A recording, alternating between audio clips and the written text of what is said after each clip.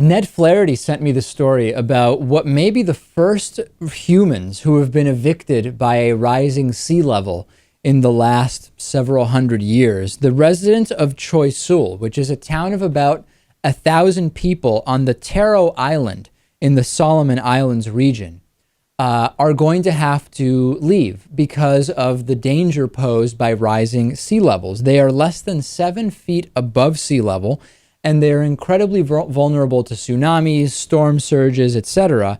And this is expected to be compounding by the general rise in sea levels over the coming decades.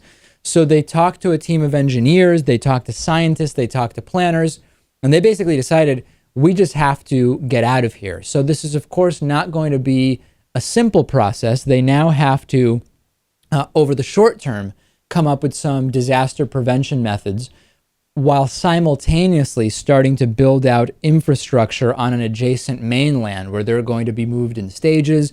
This involves building a hospital. This involves building schools and first responders. And Philip Haynes, who's a project manager for BMT WBM, they're a consultancy company basically that helps develop strategy for this type of move. They said that relocation is the only option that would keep the community safe, but it would take, quote, many decades to complete. We have to think about this in the US. I looked at a map, Lewis, of what areas are at risk if the sea level continues to rise. A lot of Florida, as you know, is at significant risk, including much of Key West. But actually, a lot of the east and west coast of the United States is at risk, and a lot of people may not realize that. Of course, the island nations are going to be the first ones, to have to deal with this.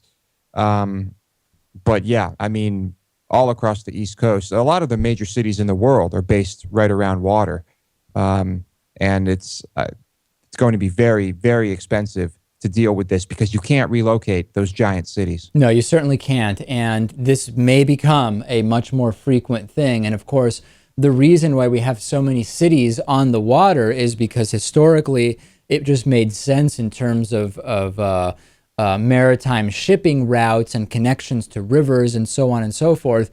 It could drastically change many aspects of the economy if this becomes more prevalent in the United States.